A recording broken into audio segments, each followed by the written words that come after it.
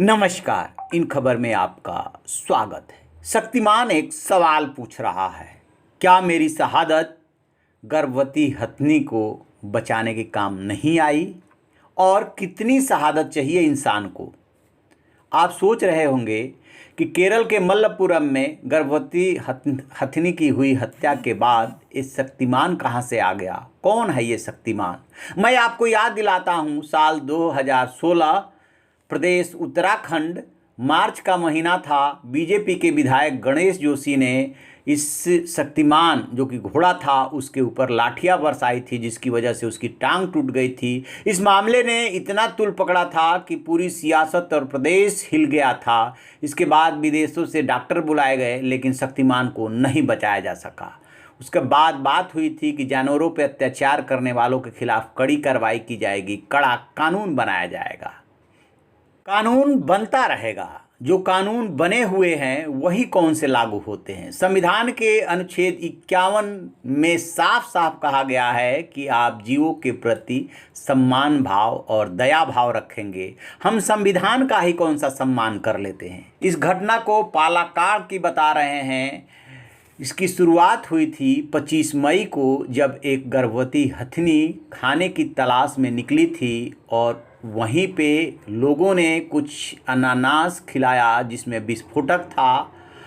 उससे उसके जबड़े में विस्फोट हो गया, जिससे पूरा उसका जबड़ा उड़ गया, दांत मुंह सब खूनम खून हो गया। फिर हथनी को कोई इलाज करने वाला नहीं मिला। भागती हुई वहीं पे बगल की नदी में वो पहुंची और नदी में 2 दिनों तक खड़ी रही। वन विभाग ने उसे निकालने की बहुत कोशिश की, वो निकली नहीं और 27 मई को उसकी दर्दनाक मौत हो गई।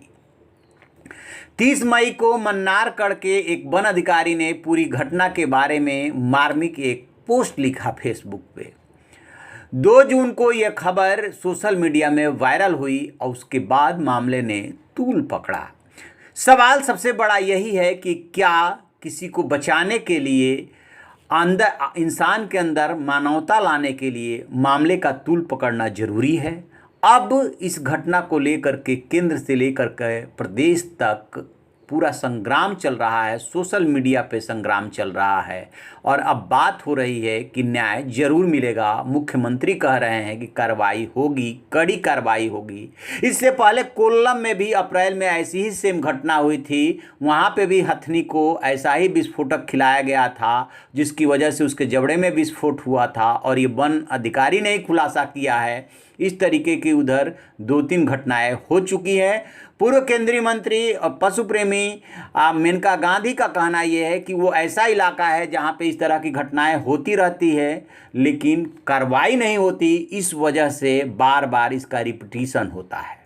इस बीच केरल वन विभाग ने एक सवाल उठाया है कि भारतीय संविधान का अनुच्छेद 51A(G) कहता है कि सभी जीवित प्राणियों के लिए दया भाव रखना भारत के प्रत्येक नागरिक का कर्तव्य है।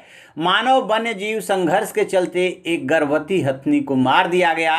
कार्रवाई भी शुरू हो गई है, लेकिन जानवरों के प्रति हमारा कर्तव्य और मानवता कहाँ है?